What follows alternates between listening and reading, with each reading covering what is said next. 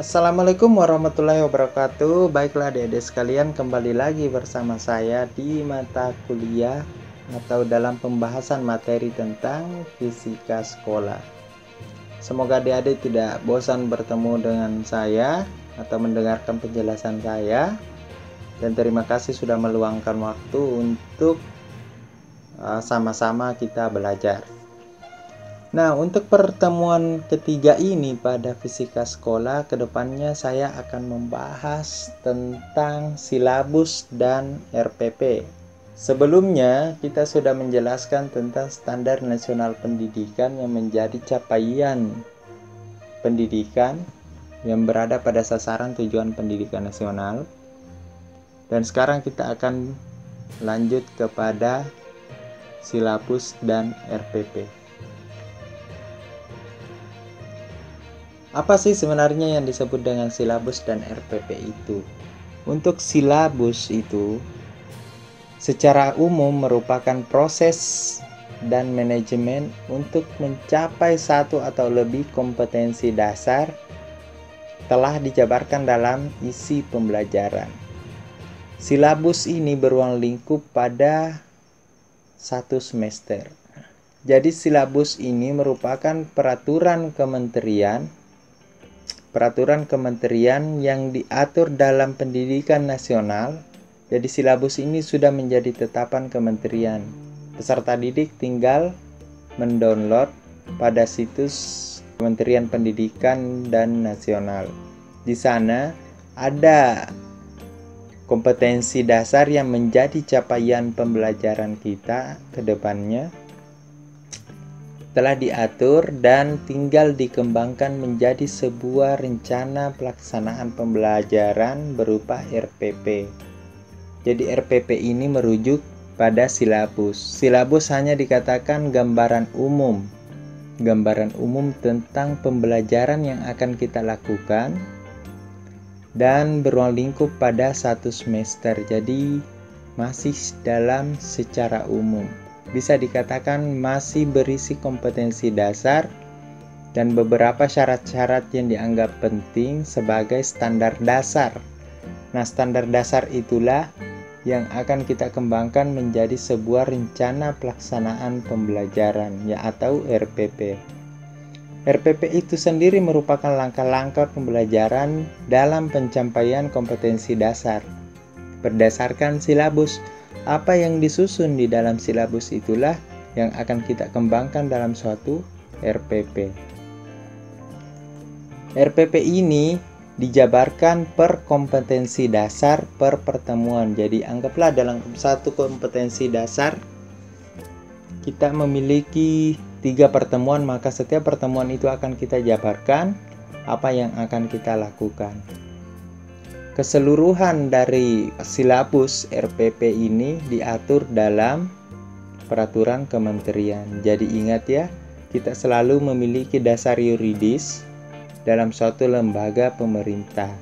Apalagi kita berada di Negara Kesatuan Republik Indonesia, di mana masyarakat yang akan kita ajar adalah masyarakat negara Republik Indonesia.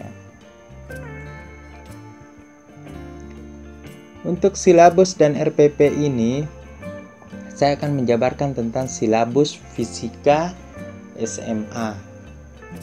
Silabus fisika SMA bisa kita download pada situs website Kementerian Pendidikan.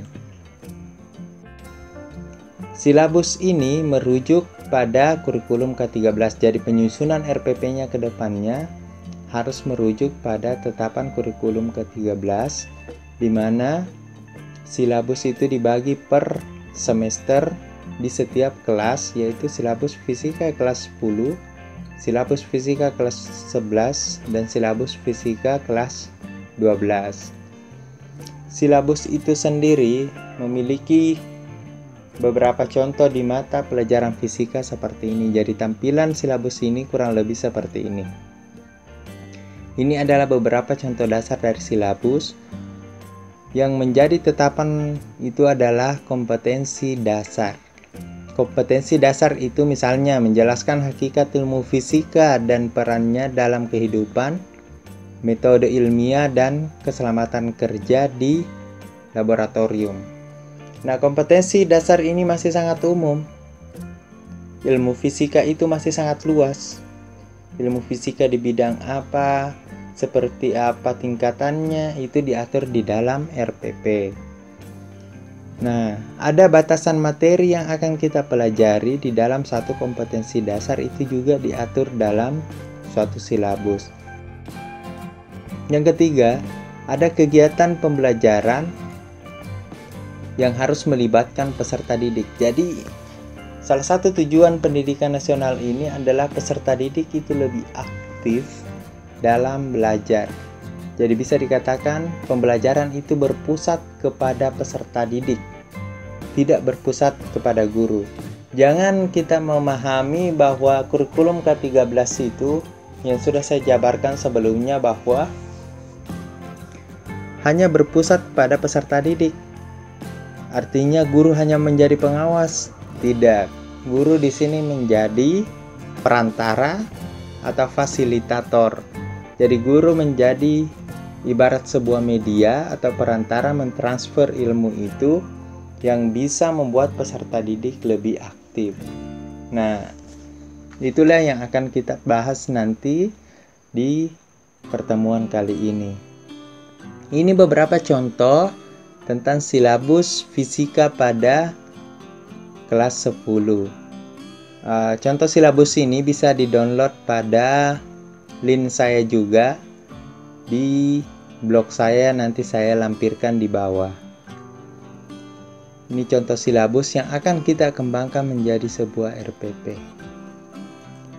Oke, jadi di sini ada juga silabus fisika kelas 12, ada juga silabus fisika kelas 11. Untuk silabus fisika SMA kelas 11 ini ada banyak kompetensi capaian, ada kompetensi dasar per semester. Jadi silabus itu merangkum secara 1 semester. Nah, untuk setiap pertemuannya itu dijabarkan di dalam RPP. Oke, selanjutnya RPP itu kan merujuk pada suatu silabus, di mana yang terlibat di dalam proses pembelajaran ini adalah peserta didik dan pendidik. Untuk RPP itu sendiri memiliki cakupannya itu yang pertama identitas satuan pembelajaran. Identitas satuan pembelajaran ini contohnya nama instansi, mata pelajaran, jumlah waktu pembelajaran atau waktu pembelajaran, dan lain sebagainya. Untuk kompetensi inti ini ditetapkan juga. Nanti saya akan jelaskan di pertemuan keempat. Nah, RPP itu harus juga memiliki ruang lingkup kompetensi dasar. Yang selanjutnya ada indikator pembelajaran. Indikator pembelajaran ini kita kembangkan dari sebuah kompetensi dasar. Dan kompetensi dasar itu sendiri merupakan bagian daripada kompetensi inti dari proses pembelajaran. Jadi ingat, kompetensi dasar itu sudah ditetapkan oleh pemerintah, yaitu Kementerian Pendidikan dan Kebudayaan. Indikator pembelajaran itulah yang akan kita kembangkan ke depannya.